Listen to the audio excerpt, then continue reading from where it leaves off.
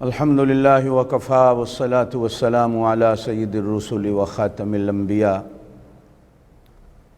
أشهد أن لا إله إلا الله وحده لا شريك له وأشهد أن سيدنا ونبينا وشفيعنا محمدًا عبده ورسوله صلى الله عليه وعلى آله وأصحابه وبارك وسلم تسليماً كثيراً كثيراً.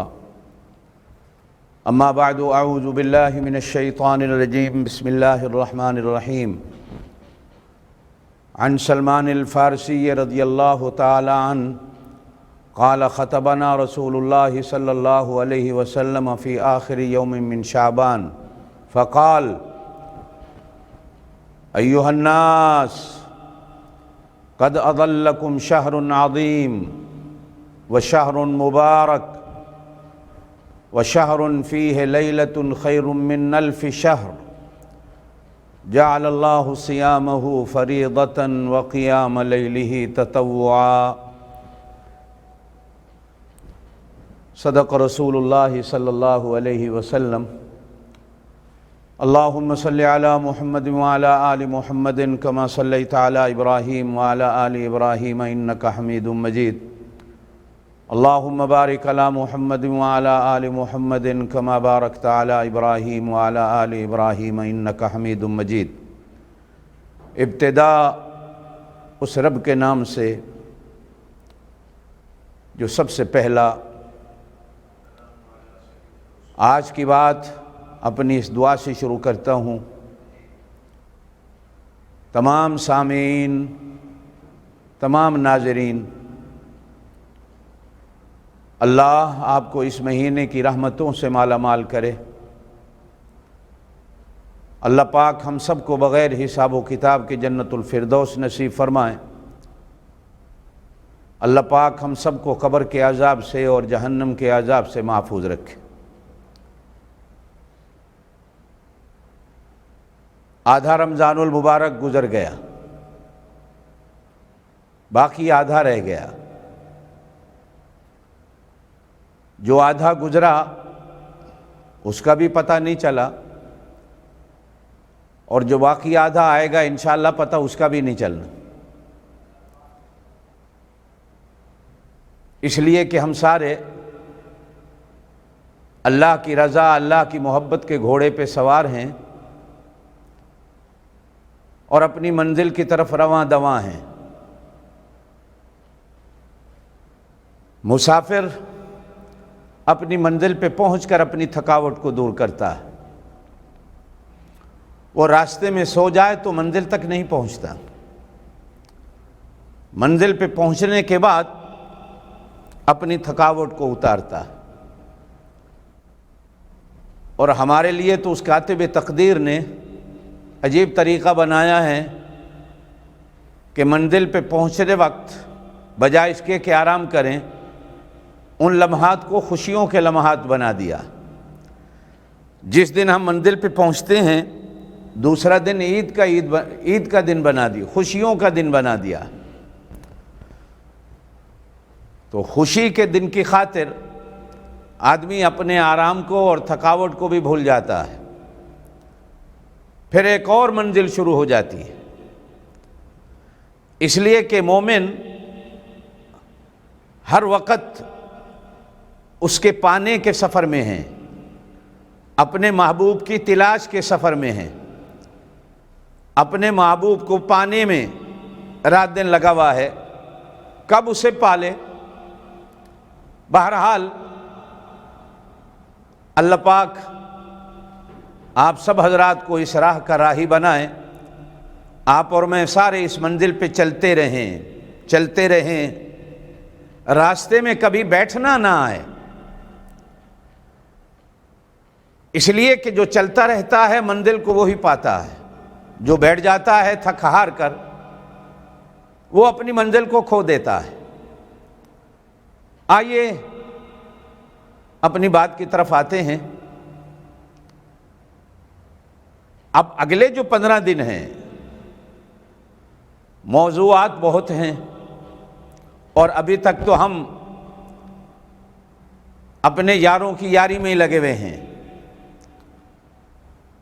17 رمضان المبارک یوم بدر بھی ہے، 17 رمضان المبارک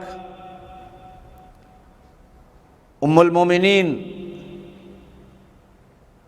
مخدومہ کائنات سیدہ عائشہ طیبہ سلام اللہ علیہا کا ثانیہ ارتحال کا دن بھی ہے۔ آپ صلی اللہ علیہ وسلم کی پیاری نور نظر لخت جگر زوجہ سیدنا عثمان غنی رضی اللہ تعالیٰ عنہ حضرت رقیہ سلام اللہ علیہا، ان کے بھی ثانیہ ارتحال کا دن ہے،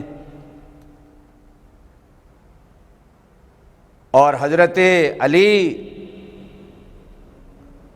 کرم اللہ وجہ امام الاولیاء، امام المتقین، امام الصالحین، امام العادلین،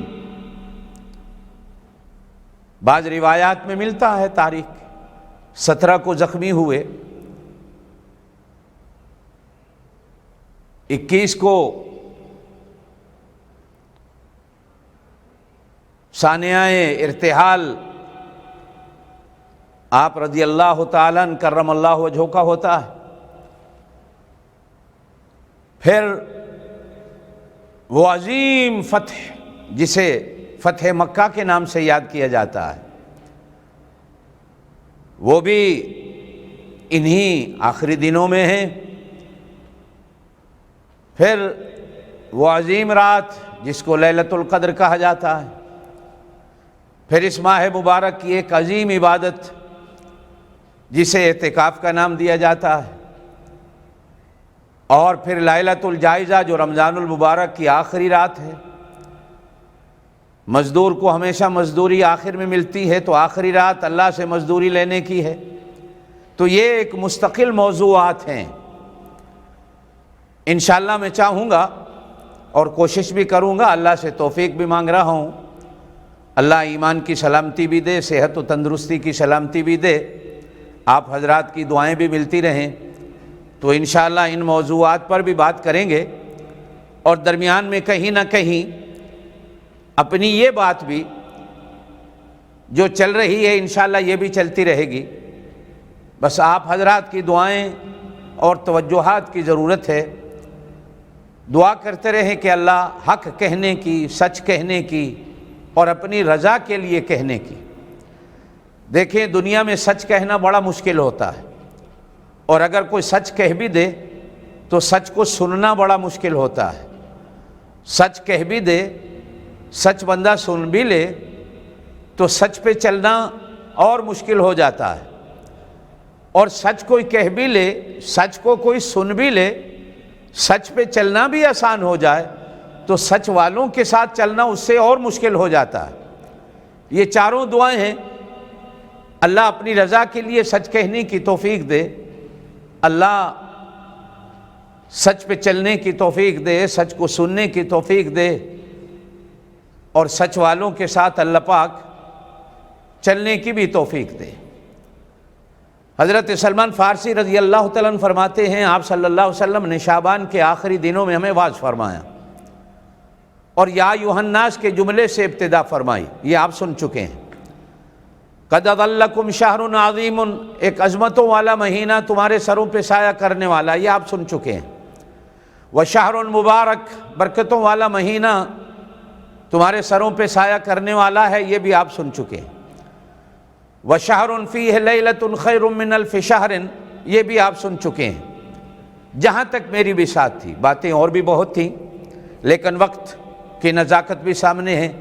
آج آئندہ کی بات کرتے ہیں کہ جعل اللہ صیامہ فریضۃ وقیام لیلہ تطوعا، کہ اس مہینے کے دنوں کا روزہ اس نے فرض بنایا ہے، اور اس مہینے کی راتوں میں قیام ایک نفلی اور ایک اچھی ثواب والی عبادت بنائی۔ آپ صلی اللہ علیہ وسلم پر سن 2 ہجری میں رمضان المبارک کے روزوں کی فرضیت کا آرڈر آیا، اور اس آرڈر کے بعد آپ صلی اللہ علیہ وسلم اس دنیاوی زندگی میں دنیا پر، مدینے کی دھرتی پر یا سفر بھی ہوتے رہے، آپ صلی اللہ علیہ وسلم 9 سال تک زندہ و حیات رہے، اور ہر مہینے کا رمضان المبارک آپ صلی اللہ علیہ وسلم کا محدثین نے، مفسرین نے اور مورخین نے نوٹ کیا ہے۔ ہر وہ بندہ جس نے کلمہ پڑھا ہے، صاحب ایمان ہیں، تندرست و توانا ہیں، صحت مند ہے، کسی ڈاکٹر نے اسے بیمار قرار نہیں دیا، اور نہ وہ کسی دائمی مرض کا مریض ہے، وہ بالغ ہے، مومن ہے، بالغ ہے، مقیم ہے، تندرست ہے، مسافر نہیں، اور مسافر کو بھی اختیار ہے، رکھ سکتا ہے تو اچھا ہے، رکھ لے، ذالکم خیر لکم ان کنتم تعلمون، یہ تمہارے لیے بہتر ہے اگر رکھ لو، اگر تم جان لو کہ رمضان کے روزے کی برکتیں کیا ہیں۔ اگر سفر کے باعث نہیں رکھ سکتا یا عارضی بیماری کے باعث نہیں رکھ سکتا تو رمضان المبارک کے بعد ان روزوں کی قضا ہے۔ یہی مسئلے عورتوں کے لیے ہیں، بالغ عورت، کلمہ پڑھنے والی، مسلمان، صحت مند، تندرست، مقیم، روزے رمضان المبارک کے اس پر بھی فرض ہیں۔ ہاں، ایام حیض جو منتھلی اللہ پاک کی طرف سے بیماری کے ایام ہیں، ان دنوں میں نماز تو معاف ہے، روزہ معاف نہیں، روزے کی قضا ہے کہ بعد میں روزوں کی قضا کرے گی۔ بچہ جننے کے بعد 40 دن جو نفاس کے دن کہلائے جاتے ہیں، ان دنوں میں بھی روزہ نہیں رکھنا، بعد میں ان روزوں کی قضا ہے۔ ہاں، بعض فقہا نے دودھ پلانے والی بچے کو جو عورت ہے اس کے لیے بھی کہیں کہیں رعایت دی ہے، اگر وہ رعایت کر سکتی ہے تو روزے کی قضا کر لے، روزے کو بعد میں رکھے۔ اسی طرح پریگننٹ عورت 6-7 مہینے کی مدت کے بعد اسے چاہیے کہ وہ روزہ نہ رکھے، اس لیے کہ اب اسے صرف اپنی صحت کی فکر نہیں بلکہ اس کو چاہیے کہ اس کے پیٹ میں جو پلنے والا بچہ ہے اس کی صحت کی بھی فکر کرے، روزوں کی بعد میں قضا کر لے۔ بڑی عجیب بات ہے کہ نماز روزے سے افضل عبادت ہے،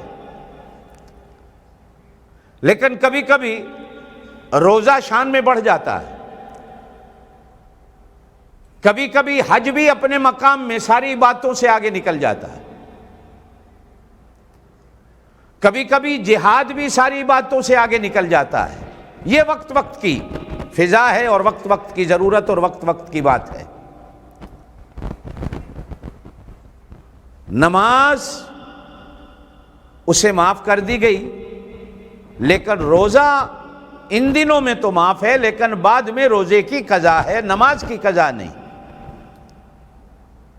اسی پر ایک بات یاد آئی کہ امام اعظم امام ابو حنیفہ رحمۃ اللہ علیہ ایک بار مدینہ منورہ میں حاضر ہوئے تو مدینہ منورہ میں امام باقر جو امام زین العابدین کے بیٹے ہیں، اور امام زین العابدین حضرت حسین کے بیٹے ہیں، اور حضرت حسین حضرت علی کے بیٹے ہیں، اور امام جعفر صادق حضرت امام باقر کے بیٹے ہیں۔ حضرت امام باقر سے کسی نے ملاقات کرا دی اور تعارف یوں کرایا گیا کہ یہ وہ ابو حنیفہ ہے کہ جو آج کل بھی بعض نابلد لوگ یا حسد کے مارے ہوئے لوگ، تعصب کی عینک جن لوگوں نے پہن رکھی ہے، جن کو قدرتی طور پر امام ابو حنیفہ سے یا فقہ حنفی سے اللہ واسطے کا ایک بیر ہے کہ جی امام ابو حنیفہ حدیث کے مقابلے میں قیاس کو ترجیح دیتے ہیں، جبکہ امام ابو حنیفہ خود فرماتے ہیں کہ حدیث میرا مذہب ہے، اگر ضعیف حدیث بھی مل جائے تو میں اپنے قیاس کو اٹھا کر دیوار پہ مار دیتا ہوں، ضعیف حدیث پر بھی عمل کرتا ہوں۔ یہ ان کا قول ملتا ہے۔ عقل کے اندھے ہیں، وہ صرف آٹا گونتی ہلتی کیوں ہیں؟ حسد یہ پیدا ہو گیا کہ ہائے کہ امت کا 80% طبقہ امام ابو حنیفہ کی تقلید کیوں کرنے لگ گیا؟ اب تقلید بھی شرک ہو گئی اسی وجہ سے، اور امام ابو حنیفہ کی ساری فقہ بھی غلط ہو گئی، اور ہم جتنے ہیں امام ابو حنیفہ کی تقلید کرنے والے، ہم مشرک بھی ہو گئے ہیں اور ہم بدعتی بھی ہو گئے ہیں۔ بہرحال ہمیں یہ بدعت بھی مبارک ہو اور ہمیں یہ تقلید بھی مبارک ہو۔ بقول آپ کے اگر یہ شرک ہے تو جی بسم اللہ، یہ بھی ہمیں مبارک ہو۔ تو امام باقر کو بھی کہنے والوں نے یہی کہا، تو امام باقر نے امام ابو حنیفہ کا ہاتھ پکڑ کر کہا کہ کیا تم یہی کہتے ہو؟ کہا کہ آپ کو غلط خبر دی گئی، کہنے والوں نے غلط کہا ہے۔ بس یہی بات کہی جو میں نے کہی کہ دیکھیں نماز افضل ہے کہ روزہ؟ امام صاحب نے فرمایا نماز افضل ہے۔ فرمایا اگر میں قیاس پہ فتویٰ دیتا تو میں کہتا کہ نماز کی قضا ہو، روزے کی قضا نہ ہو۔ قیاس تو یہی کہتا ہے کہ نماز افضل ہے، عقل یہی کہتا ہے، فکر یہی کہتی ہے کہ نماز افضل ہے، لیکن قرآن و سنت یوں کہتی ہے کہ قضا روزے کی ہے، نماز کی نہیں۔ اب میں آپ پہ چھوڑتا ہوں، میں باقی باتیں چھوڑ دیتا ہوں، صرف اسی ایک بات کو کہنا چاہتا ہوں کہ اگر آپ کہتے ہیں یہ غلط ہے تو پھر جو کچھ لوگ آپ کو کہہ رہے ہیں وہ سچے ہیں۔ تو امام باقر نے کہا کہ نہیں، تم جو کہتے ہو وہ صحیح کہہ رہے ہو۔ روزے کی قضا ہے اس عورت پر جو ایام حیض ہیں یا ایام نفاس ہیں، یا یہ ایک الگ مسئلہ ہے۔ دوسرا مسئلہ کہ اگر پیٹ میں بچہ ہے، بچے میں جان پڑ چکی ہے، بچے کے اعضاء بن چکے ہیں، تو اب ماں کو اس کی روزی کی بھی فکر کرنی چاہیے، اور اگر وہ بچہ دودھ پیتا ہے تو پھر اس کی بھی فکر کرنی چاہیے کہ کہیں بھوک سے، پیاس سے بچے کی صحت کو نقصان نہ ہو۔ رمضان المبارک کا روزہ یہ سزا کے طور پر فرض نہیں ہوا، یہ انعام کے طور پر فرض ہوا،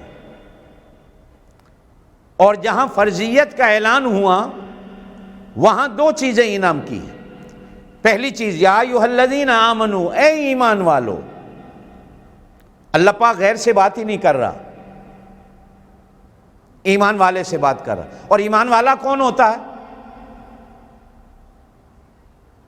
جو زبان سے بھی اور دل سے بھی اللہ کی وحدانیت کا اقرار کرتا ہے، رسول اللہ صلی اللہ علیہ وسلم کی رسالت، نبوت اور ختم نبوت کا اقرار کرتا ہے، انبیاء کی نبوتوں اور رسالتوں کا اقرار کرتا ہے، ملائک کے ہونے کا اقرار کرتا ہے، تقدیر کا اقرار کرتا ہے، قبر، آخرت، جنت، جہنم کا اقرار کرتا ہے، دل سے بھی اور زبان سے بھی۔ دار و مدار سارے کا سارا ہر چیز کا ایمان پر ہے، اگر تو آپ ایمان والے ہیں۔ پہلی بات مطلب کیا؟ وہ جو میرے ہونے کا، میرے ساتھ محبت کا، میری وحدانیت کا اقرار کرتا ہے۔ یہ ایک بڑی محبت بری، میں پہلے کہہ چکا ہوں، میں تفصیل میں نہیں جاتا۔ یا ایھا الذین آمنوا، ایمان کے معنوں میں ایک معنی یہ بھی ہے وہ ماننے والا ہو، منوانے والا نہ ہو۔ ایمان والا یا اللہ کی مانتا ہے یا اللہ کے رسول کی مانتا ہے، اور پھر جن لوگوں کی ماننے کا حکم ان دونوں نے دیا ہے ان کی مانتا ہے۔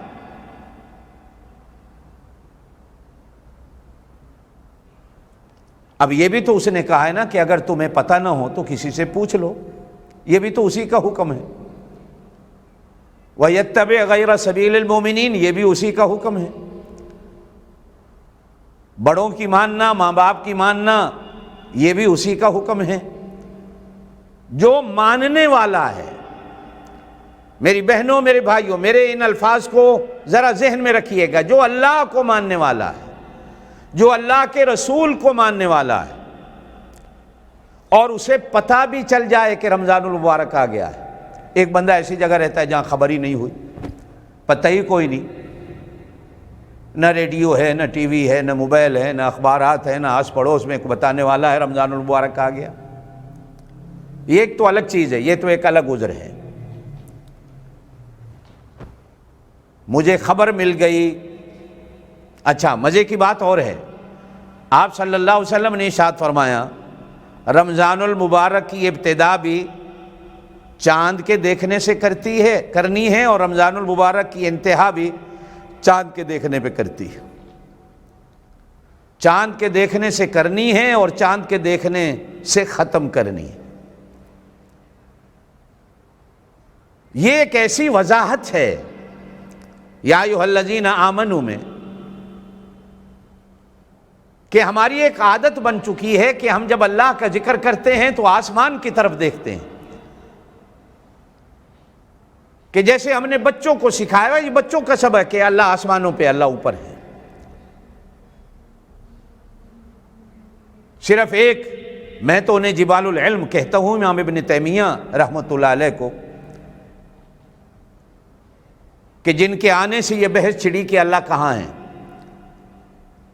اور آج چھوٹے چھوٹے طالب علم بیٹھے ہوتے ہیں مکے میں، مدینے میں، سفر میں، جن بیچاروں کے منہ سے ابھی تک ماں کے دودھ کی خوشبو نہیں گئی ہوئی ہوتی۔ حاجیوں کو حج کے مسئلے بتاؤ، کو حج کی حقیقت بتاؤ، ان کے آنا جانا، بس اسی پہ لگے ہوئے ہیں۔ بس یہ سبق پڑھ لو کہ اللہ عرش پہ بیٹھا ہے۔ یہ علماء کی بحثیں ہیں، یہ علماء جانیں۔ میں نے آج تک کبھی کسی کو حج کے مسائل بتاتے نہیں دیکھا حرمین کے اندر، بس اسی بحث کو لے کے بیٹھے ہوئے ہوتے، یا من شر الوسواس الخناس، یا دوسرے وسوسے ڈالتے ہیں تمہاری نماز ہوئی کہ نہیں ہوئی، تم نماز کیسے پڑھتے ہو۔ یہ وسوسے ہیں۔ افسوس ہوتا ہے کہ یہ بحثیں علماء میں رہنی چاہیے تھی۔ افسوس ہوتا ہے کہ انہی چیزوں پر جو اختلافی ہیں، انہی پر زور دیا جا رہا ہے۔ یا ایھا الذین آمنوا، ایک یہ محبت کا جملہ ہے، اور پھر فرمایا کما کتب علی الذین من قبلکم، جیسے آج ماں بچے کو تیار کرتی ہے نا، اسکول جانا ہے، وہ کہے کیوں، تو ماں بھی کہتی ہے تیری بہن بھی بڑی جاتی ہے، تیرا بھائی بھی بڑا جاتا ہے، میں بھی جب تھی میں بھی جاتی تھی، تیرا ابا بھی جاتا تھا۔ جب بچے کو کہا جائے نا دکان پہ جانا، وہ کہے کیوں، تو ماں کہتی ہے تیرے بڑے بھائی بھی تو دکان پہ جاتے رہے، تیرا ابا بھی جاتا رہا، تیرا دادا بھی جاتا رہا، پردادا بھی جاتا رہا، بھائی جو بڑوں نے کام کیا وہ تم نے کرنا ہے۔ اب جب وہ یہ لسٹ سنتا ہے کہ بڑوں نے یہ کام کیے ہیں، تو اب وہ شوق سے اس کام پہ جاتا ہے کہ یہ میرے بڑوں کا کام ہے، یہ میرے بڑوں کا کام ہے۔ اب میرے خاندان میں 300-400 سال سے علماء کا ایک شجرہ ہے، تو اب میں بھی دعا کرتا ہوں، بچوں میں اللہ پاک نے بنا دیا، تو اب دعا ہے کہ اللہ پاک آگے پوتوں کے اندر بھی یہ نسل چلتی رہے علم والی، اور انشاءاللہ وہ بھی شوق سے جائیں گے، اس لیے کہ جو کام بڑے کرتے ہیں چھوٹے وہی کرتے ہیں۔ آپ نے گھروں میں دیکھا ہوگا چھوٹے چھوٹے بچے ماں باپ کا جوتا، حالانکہ ان کے پاؤں چھوٹے سے ہوتے ہیں، گرتے بھی ہیں، ماں باپ کے جوتوں میں پاؤں ڈالتے ہیں ابھی سے ہی۔ وہ میں کبھی کبھی گھر میں سبزی لاتا تو وہ میرا بیٹا چھوٹا تھا تو کبھی کبھی کہا کرتا تھا جب میں دادا بنوں گا تو میں بھی دھنیا لایا کروں گا، میں بھی سبزی لایا کروں۔ یہ بڑوں کا کام ہے، تو چھوٹے بھی بڑوں کے کام پہ نقش قدم پہ چلتے ہوئے عمل کرتے ہیں کہ ہم بھی وہی کام کریں جو بڑے کرتے ہیں۔ اللہ پاک کا انداز محبت دیکھیے کہنے کا، کما کتب علی الذین من قبلکم، بھائی یہ تمہارے بڑے بھی کرتے رہے، بڑوں نے بھی کیے ہیں۔ اب جب ہم سنتے ہیں کہ ہمارے بڑوں نے بھی روزے رکھے تو دل کے اندر ایک شوق پیدا ہوتا ہے۔ اچھی اولاد وہی ہوتی ہے جو بڑوں کے نقش قدم پہ چلنے کی کوشش کرتی ہے، اگر بڑے دیندار ہیں۔ نعوذ باللہ، اللہ نہ کرے اگر بڑے بے دین ہیں تو پھر نقش قدم پہ چلنا ضروری نہیں ہوتا۔ اخلاقیات، معاشرت اگر بڑوں کی اچھی تھی، علم تھا، عبادات تھی، تقوی تھا، تو پھر چھوٹے دعا کریں کہ اللہ ہمیں بڑوں کے نقش قدم پہ چلا۔ اب یہ کوئی زور کی بات نہیں، کوئی ڈنڈے کی بات نہیں۔ اللہ پاک نے جتنے بھی قرآن میں حکم فرمائے، اللہ نے کسی حکم کے لیے ڈنڈے کو استعمال نہیں کیا۔ بڑے پیار بھرے جملوں میں اللہ پاک نے بندوں کو ہدایت دی۔ یہ زور کا سودا نہیں، یہ زبردستی کا سودا نہیں، پیار کا سودا ہے۔ فرمایا چاند دیکھنے سے ابتدا کرو، چاند دیکھنے سے رمضان المبارک کی انتہا کرو۔ چلیں آج امام ابن تیمیہ والے اسی مسئلے کو سامنے رکھ لیتے ہیں کہ چاند جب دیکھتا ہے بندہ تو چاند آسمان پہ ہوتا ہے، ہوتا بالکل مغرب کی طرف ہے، لیکن کبھی کبھی بندہ مغرب کی طرف دیکھتے دیکھتے آسمان کی طرف اوپر بھی نظر ڈال لیتا ہے اور اس کی نظر عرش الہی کی طرف بھی چلی جاتی۔ الرحمن علی العرش استوی۔ بھائی ہم تو علماء کے خادم ہیں، وہ امام ابن تیمیہ رحمۃ اللہ علیہ ہوں، ہمارے تو سر کا تاج ہیں۔ اللہ پاک وہ حوصلہ، وہ علم، وہ صبر، وہ طاقت، وہ قوت آج کل کے علماء کو بھی دے جو ابن تیمیہ رحمۃ اللہ علیہ کو اللہ نے عطا کر رکھی تھی۔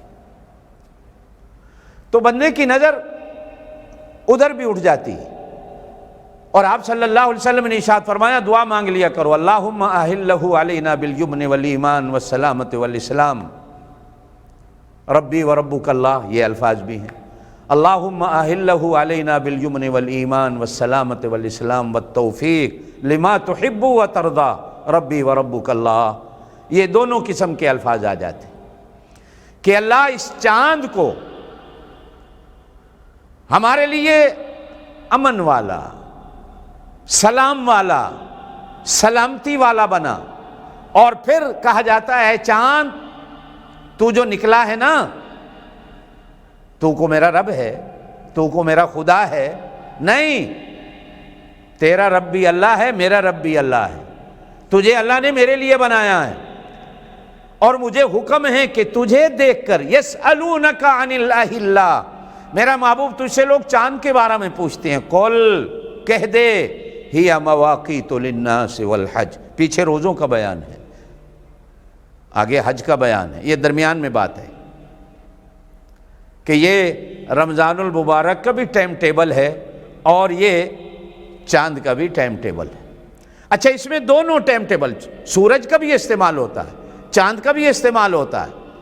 چاند کا رمضان کی ابتدا میں اور رمضان کی انتہا میں، اور سورج کا ٹائم ٹیبل سحری میں اور افطاری میں۔ آپ صلی اللہ علیہ وسلم نے ارشاد فرمایا سحری ضرور کھایا کرو، سحری برکت والا کھانا ہے۔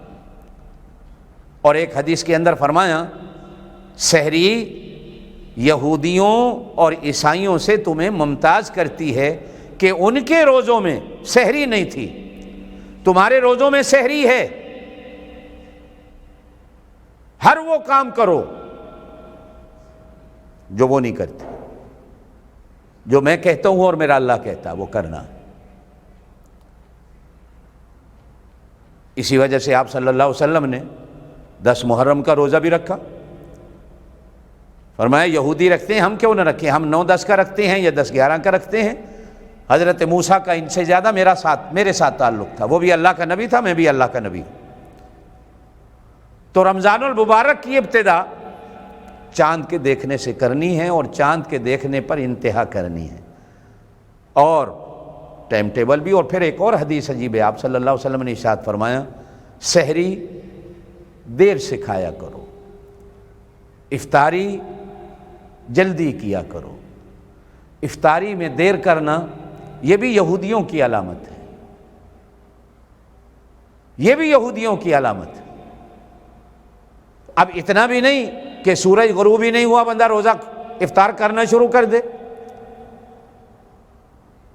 ہمارے ہاں بھی کئی جگہ دوست سوال کرتے ہیں کہ آپ حضرات سورج کے غروب ہونے کے بعد یہ 2-3 منٹ کیوں رکھتے ہو، کہیں یہ بھی تو دیر نہیں؟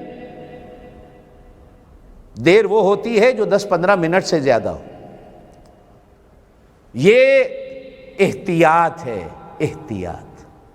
بادل ہیں، کیا پتہ سورج غروب ہوا بھی ہے کہ نہیں، کیا پتہ میری گھڑی آگے پیچھے بھی ہو سکتی ہے۔ بادلوں کی وجہ سے جس ملک میں ہم رہتے ہیں یہاں ہمیشہ بادل رہتا ہے۔ اچھا، اب مسئلہ ہے کہ جب بادل رہتا ہے تو چاند تو نظر آتا نہیں، پھر آپ رمضان کی ابتدا کیسے کریں گے اور رمضان کی انتہا کیسے کریں گے؟ پھر یہ بھی حدیث ملتی ہے، صحیح بخاری میں ہے کہ آپ صلی اللہ علیہ وسلم نے ارشاد فرمایا پھر 30 پورے کر لو۔ شک کا روزہ شریعت مصطفی میں حرام ہے، شک کا روزہ نہیں کہ شک کا دن ہے، شک کا روزہ کیوں رکھنا ہے؟ بھائی روزہ تو ایمان کی نشانی اور ایمان یقینی چیز ہے، روزہ بھی یقینی چیز ہے، شک میں کیوں رکھنا ہے؟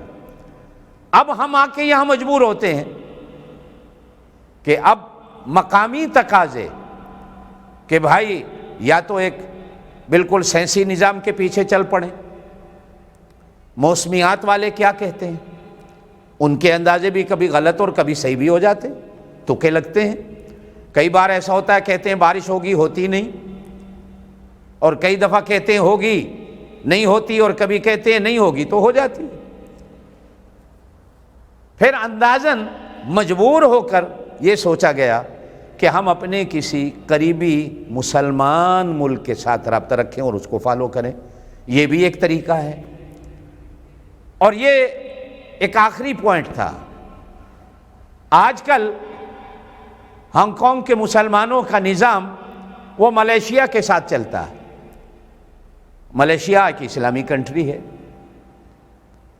ایک ہماری عادت ہے خصوصاً پاکستانی مسلمانوں کی، ہم سمجھتے ہیں کہ بس مسلمان صرف پاکستانی میں بستا ہے،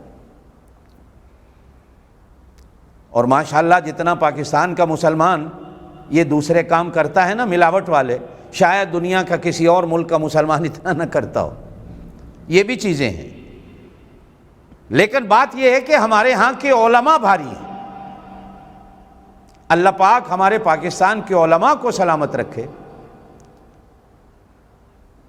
کہ وہ علم پر ایک گہری نظر رکھتے ہیں، جبھی ان کے فیصلے ہمارے لیے مشعل راہ ہوتے ہیں۔ لیکن چونکہ نظام قدرت ہے، یہ چاند اور سورج چل رہا ہے،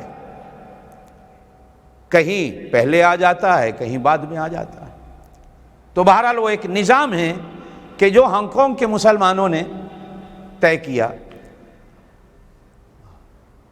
آپ اور میں دیکھیں بحث کرنا بڑی آسان ہوتی ہے، میں نے اگلے دن بھی کہا تھا کہ جو علماء بیٹھ کر فیصلہ کرتے ہیں آپ سب کے روزے ان کی گردنوں پر ہوتے ہیں، جو ذمہ داران حضرات بیٹھتے ہیں یہ روزے ان کے کندھوں پہ بوجھ ہوتے ہیں۔ کیا کوئی مسلمان چاہے گا کہ میں غلط فیصلہ کرا لوں اور قیامت والے دن اس بوجھ کے بارے میں مجھ سے پوچھا جائے کہ تم لوگوں کے روزے کھا گئے؟ یہ ہماری ایک عادت بن چکی ہے اعتراض کرنے کی، ہر بات پر خصوصاً علماء لوگ یہ ہماری اعتراضات کی دوربینوں کے نیچے ہمیشہ رہتے ہیں۔ یہ کفر نے ہمیں ایک ایسی مشین دے دی ہے کہ بس علماء کو زیر کر لو، اس لیے کہ اگر یہ ختم ہو گئے، یہ مر گئے، تو پھر نوجوانوں پر قبضہ کرنا بڑا آسان ہے۔ اس لیے میرے دوستو، آئیے اپنی بات کی طرف آتے ہیں۔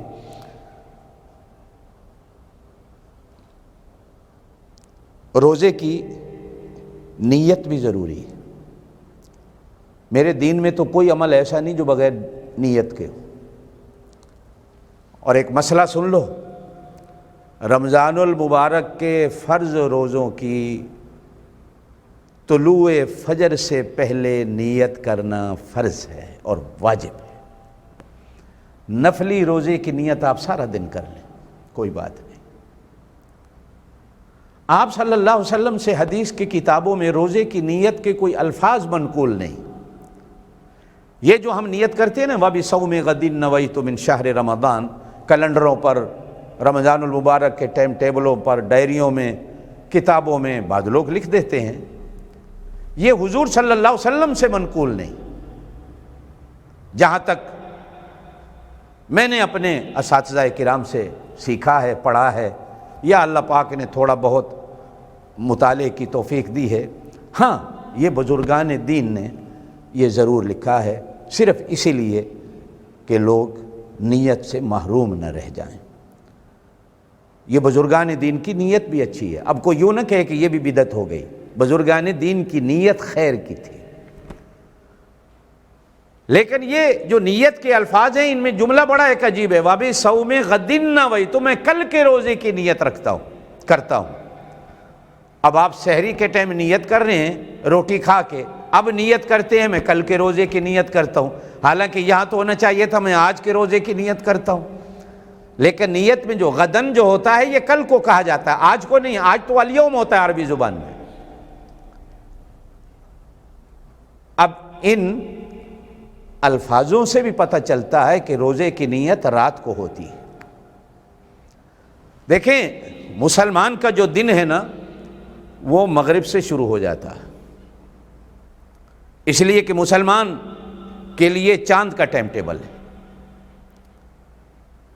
یہ جو سورج کا جن کے ہاں ٹائم ٹیبل ہے، ان کے دن کی ابتدا رات کے 12 کے بعد ہوتی ہے،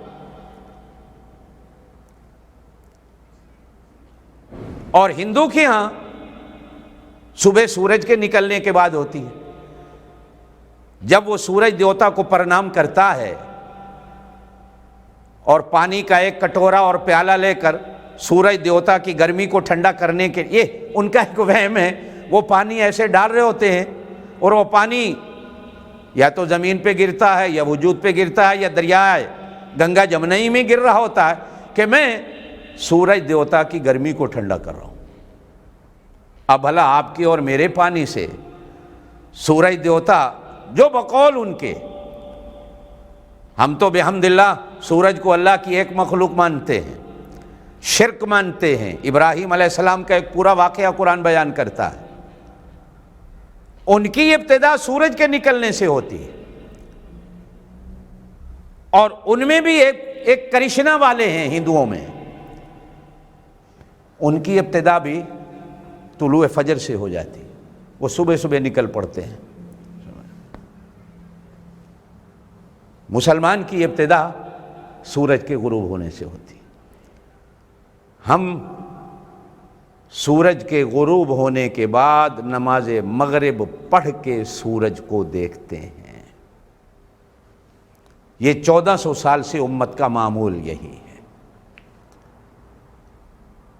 اب مغرب کی نماز پہ کتنا ٹائم لگتا ہے یہ میں تفصیل میں نہیں جاتا، آپ خود سوچ لیں۔ اتنا چاند آسمان پہ کھڑا ہو کہ ہم مغرب کی نماز کے بعد اسے آسانی سے دیکھ لیں۔ ہاں یہ جو کہیں کہیں ہوتا نا، ایک ملک ہے، جیسے آپ پشاور والے ہیں، بھائی بعض لوگ پہاڑوں پہ رہتے ہیں، شاید وہ نماز سے پہلے ہی سورج کے غروب ہونے کے بعد دیکھ لیتے ہوں، اور امام احمد بن حنبل کا یا غالباً کسی اور امام صاحب کا تو فتویٰ ملتا ہے 1 منٹ کا بھی اگر سورج غروب ہونے کے بعد چاند ہو تم روزے عید کا فیصلہ کر سکتے۔ غالباً امام احمد بن حنبل کا ہے، ہو سکتا ہے میں غلط بھی ہوں، ہو سکتا ہے وہ سورج کے غروب ہونے کے فوراً بعد چاند کو دیکھ لیتے ہوں، ان کو نظر آ جاتا ہو۔ تو میرا خیال ہے میں تو غلط ان کو بھی نہیں کہتا کہ ایک اس امت کا ایک مجتہد عظیم جنہیں امام احمد بن حنبل کہا جاتا ہے، اگر ان کا فتویٰ ہے، اور دوسری طرف امت کا ایک معمول ہے کہ وہ نماز مغرب کے بعد دیکھتے. آپ صلی اللہ علیہ وسلم نے ارشاد فرمایا کہ سحری دیر سے کرو. آپ صلی اللہ علیہ وسلم کے 2 مؤذن تھے کبھی کبھی رمضان المبارک میں. حضرت بلال حبشی رضی اللہ تعالیٰ مسجد نبوی کے میناروں پہ چڑھ کر روزے کے بند ہونے کی اذان کہتے تھے، اور پھر حضرت عبداللہ ابن ام مکتوم فجر کی اذان کہتے تھے. درمیان میں فاصلہ اتنا ہوتا تھا کہ وہ اذان کہہ کے نیچے آ جاتے تھے، اب یہ پھر اوپر چڑھتے تھے. فاصلہ آپ کہہ لیں 2-4 منٹ 5 منٹ. اس لیے آج کل ہمارے ہاں بھی کیلنڈروں میں روزہ بند ہونے کا وقت تھوڑا پہلے ہے، اذان کا وقفہ درمیان میں 5-10 منٹ کا ہے، اور کہیں کہیں اذان کا ہونا ہی روزے کی بندش کا اعلان ہوتا ہے. یہ ہر جگہ کا اپنا ایک طریقہ ہے. ہمارے ہاں جیسے اسپیکروں میں اعلان ہوتا رہتا ہے روزہ بند ہونے سے 10 منٹ رہ گئے، روزے دارو روزہ بند کر لو، سحری ختم ہونے والی ہے. اب حضور صلی اللہ علیہ وسلم کے مبارک زمانے میں یہ طریقہ تھا کہ حضرت بلال حبشی رضی اللہ تعالیٰ. اب ہمارے ہاں کچھ لوگ ایسے ہیں جو وقت سے بھی پہلے ان کے ہاں سحری بند ہو جاتی ہے اور افطار ان کی بہت دیر میں ہوتی ہے. یہ یہودیوں کا طریقہ تو حدیث میں کہا گیا ہے، مسلمانوں کا طریقہ نہیں. آپ صلی اللہ علیہ وسلم نے ارشاد فرمایا سورج کے غروب ہونے کے بعد روزہ افطار کر لو. احتیاطی تدبیر یہ ہے کہ 1-2 منٹ ویٹ کر لو تاکہ یقین ہو جائے کہ سورج غروب ہو گیا. صوم کا معنی کیا ہے؟ قرآن نے روزے کو صوم کہا ہے. رک جانا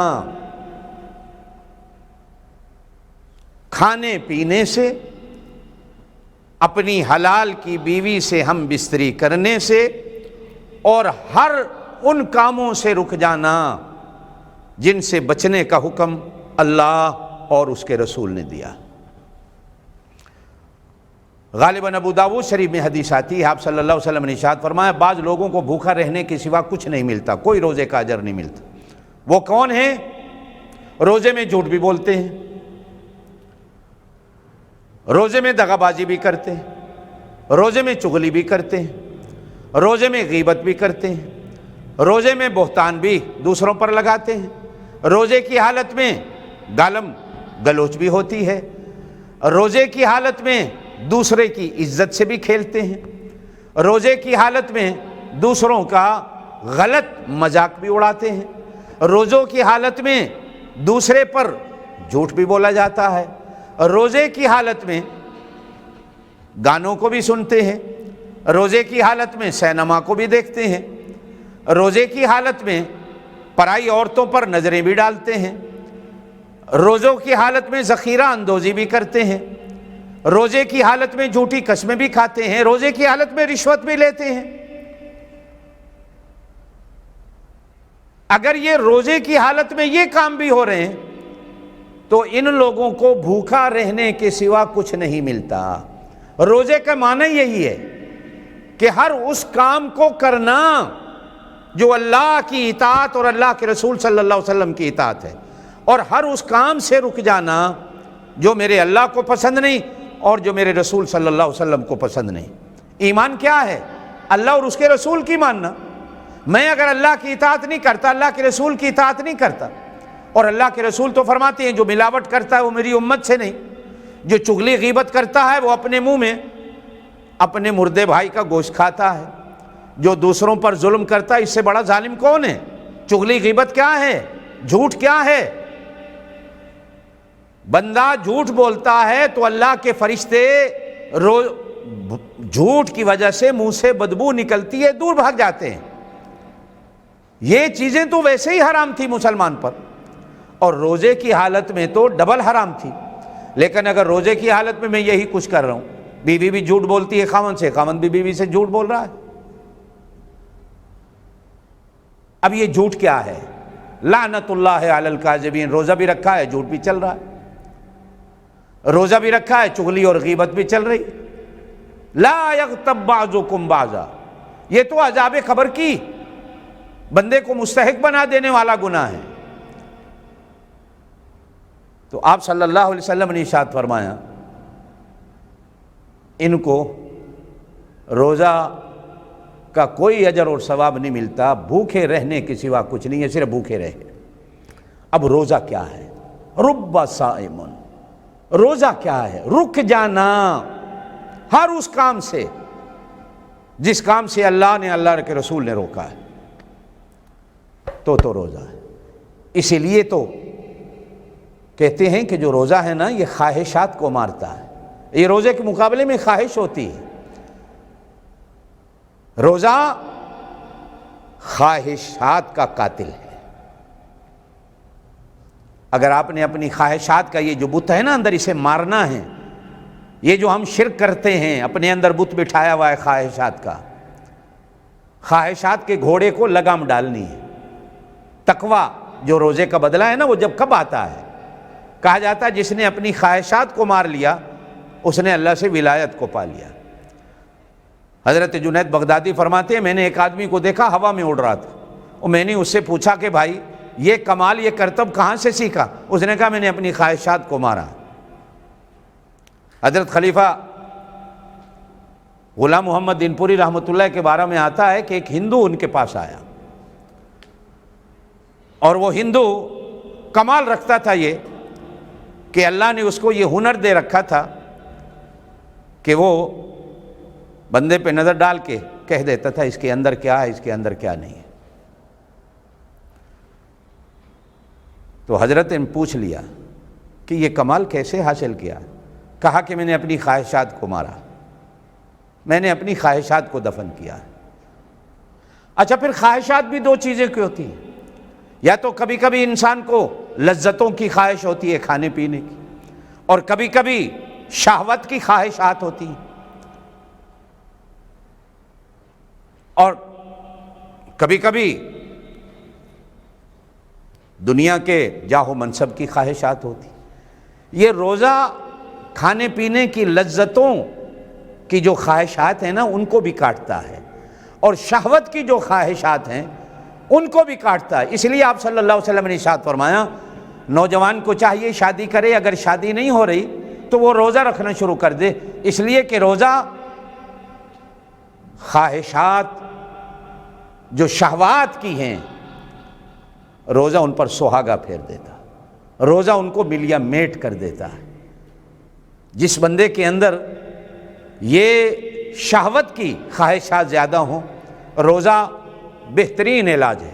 اس لیے حدیث کے اندر فرمایا گیا الصوم جنہ، روزہ ڈھال ہے، اور سب سے بڑا گناہ خواہشات ہے کہ آدمی خواہشات کے پیچھے چلے۔ جو خواہشات کی پوجا کرتا ہے وہ خدا کا پجاری نہیں ہو سکتا۔ خدا کا پجاری خواہشات کو دفناتا اور دباتا ہے۔ روزہ علاج ہے، الصوم جنہ۔ اور روزہ آنکھ کو بھی کنٹرول کرتا ہے، جس طرح وہ شہوت کو کنٹرول کرتا ہے، آنکھ کے اندر بھی خواہش ہوتی ہے، اس لیے کہ آنکھ دیکھتی ہے تو پھر نفس انسان کو مجبور کرتا ہے۔ اس لیے ایک حدیث کے اندر فرمایا گیا شیطان کے تیروں میں سے سب سے بڑا اور گندا تیر انسان کی نظر ہے۔ اب روزے کی حالت میں آپ بازار میں گندی نظروں کو بھی استعمال کریں تو بھائی روزہ تو ہتھیار تھا نظروں کو پاک کرنے کا، اگر میں انہی نظروں کو غلط استعمال کر رہا ہوں تو میرے روزے کا مجھے کیا اجر ملے گا، کیا ثواب ملے گا؟ روزہ ہے کیا؟ روزہ رکنا ہے، رک جانا ہے کن چیزوں سے؟ جن چیزوں سے اللہ کے رسول نے روکا ہے، جن چیزوں سے اللہ نے روکا ہے، رکنے کا نام روزہ ہے۔ اور وہ کام کرنے ہیں جن کے کرنے کا اللہ نے حکم دیا ہے، جن کے کرنے کا اللہ کے رسول نے حکم دیا۔ اب آپ کبھی جو بھی کام کرنے لگے ہیں تنہا بیٹھ کر اس کو سوچ لیجئے گا کہ آیا مجھے روزے کی جزا مل رہی ہے کہ نہیں۔ روزہ ایک میدان ہے، جہاں یہ عبادت ہے وہاں ایک میدان بھی ہے۔ جس میدان میں ایثار کے بوٹے بھی ہیں، قربانیوں کے بوٹے بھی ہیں، سخاوتوں کے بوٹے بھی ہیں، ایک دوسرے کے خیال رکھنے کے بوٹے اور درخت بھی ہیں، شفقتوں اور محبتوں کے درخت بھی ہیں۔ اگر ایک بندے کے اندر روزے کی حالت میں ایثار پیدا نہیں ہو رہا دوسرے مسلمان کے لیے، حضرت ابن عباس رضی اللہ عنہما اعتکاف بیٹھے ہوئے تھے، اب اعتکاف میں بندہ باہر نہیں جا سکتا مسجد، لیکن ایک آدمی آیا، آ کر کہنے لگا، اے اللہ کے رسول صلی اللہ علیہ وسلم کے چاچا کے بیٹے، فلاں بندے سے میں نے قرض لینا ہے، وہ دے نہیں رہا، اور وہ آپ کی مانے گا، آپ کی سنے گا، براہ کرم اٹھیے اور میری مدد کیجئے۔ تو حضرت ابن عباس نے جوتے پہنے اور مسجد نبی سے چل پڑے۔ کسی نے کہا آپ تو اعتکاف میں ہے، کہا کہ یہ بھی روزے کے میدان کا ایک بوٹا ہے کہ میں ایثار پیدا کروں، میں دوسرے کے کام آؤں۔ اب آپ سارے یہ نہ کرنے لگ جانا کہ صاحب حضرت ابن عباس وہ کچھ اور لوگ تھے، ہم کچھ اور لوگ ہیں، ان کے ایمان کچھ اور تھے، ہمارے کچھ ایمان اور ہیں، ہم تو بازار جائیں گے تو پھر بازار کو اندر ڈال لیں گے، وہ بازار جاتے تھے تو ان کے اندر بازار نہیں آتا تھا، ہمارے اندر بازار آ جائے گا، ہم باہر نکلیں گے تو باہر والی عورتیں ہمارے اندر آ جائیں گی، ہم باہر نکلیں گے تو دنیا ہماری نظروں میں آ جائے گی، ہم تو ادھر ادھر دیکھیں گے، ہم میں سے وہ کون ہے جو اپنی آنکھوں کو اٹھا کے نہیں دیکھے گا، وہ اور لوگ تھے، ہم کچھ اور ہیں۔ ایثار، قربانی، فکر دوسرے کی فکر، شد میزرہ۔ ام المؤمنین سیدہ عائشہ رضی اللہ تعالیٰ عنہ فرماتی ہیں آپ کی سخاوت کا دریا تو ہمیشہ بہتا، لیکن اللہ کی قسم ہے جب رمضان کے آخری دن آتے تو آپ صلی اللہ علیہ وسلم کی سخاوت کا دریا موجوں پہ ہوتا، آپ اپنی دھوتی کو، چادر مبارک کو ایسا کس لیتے کہ دوبارہ اسے کسنے کی ضرورت نہ پڑے، پھر اپنے کندھوں پہ اٹھا کر دانا پانی غریبوں کے گھروں تک پہنچانے میں آپ خود بھاگتے، بھاگ دوڑ کرتے، ایثار ہوتا، سخاوت کا دریا بہتا۔ اور یہ چیزیں بھی عبادات تو ہیں، اس لیے کہ یہ میری معاشرت سے تعلق رکھتی ہیں، کچھ حقوق العباد ہیں، کچھ حقوق اللہ ہیں، روزے میں حقوق اللہ بھی ہیں، حقوق العباد بھی ہیں۔ روزہ ایک ایسی بات، باقی ساری بات تو میرے آکاری ہے، نماز پڑھتا ہوں لوگ دیکھتے ہیں، میں پڑھاتا ہوں نمازی دیکھتے ہیں، حج کرنے بھی جاتا ہوں تو لوگ ایئرپورٹ پہ بھی دیکھتے ہیں، گاؤں والے بھی دیکھتے ہیں، زکوٰۃ دیتا ہوں تو لینے والا بھی دیکھتا ہے، لیکن روزہ ایک ایسی عبادت ہے جس کے اندر ریا نہیں، دکھاوا کوئی نہیں، یا وہ جانتا ہے یا روزے والا جانتا ہے۔ اور روزہ ایک ایسی عبادت ہے کہ اپنے اندر عبادتوں کا مجموعہ رکھتا ہے، یہ گلدستہ ہے جس کے اندر حقوق العباد بھی ہیں، حقوق اللہ بھی ہیں، جس کے اندر روزہ بھی ہے، نماز بھی ہے، ذکر و اذکار بھی ہے، اور ساتھ سخاوت بھی ہے، ہمدردی بھی ہے، اور پھر یہ آگے حدیث کا ٹکڑا انشاءاللہ آئے گا تو بیان کریں گے، وَهُوَ شَهْرُ الصَّبْرِ، یہ صبر کا مہینہ بھی ہے، یہ ایک صبر کی کلاس ہے، صبر کا ایک اسکول ہے، صبر کا ایک ٹریننگ سینٹر ہے، ووکیشنل سینٹر ہے، جس میں آدمی کو صبر کا درس سکھایا جاتا ہے۔ اور صبر وہ عبادت ہے کہ جس کا بدلہ جنت کہا گیا، وَالصَّبْرُ ثَوَابُهُ الْجَنَّةُ۔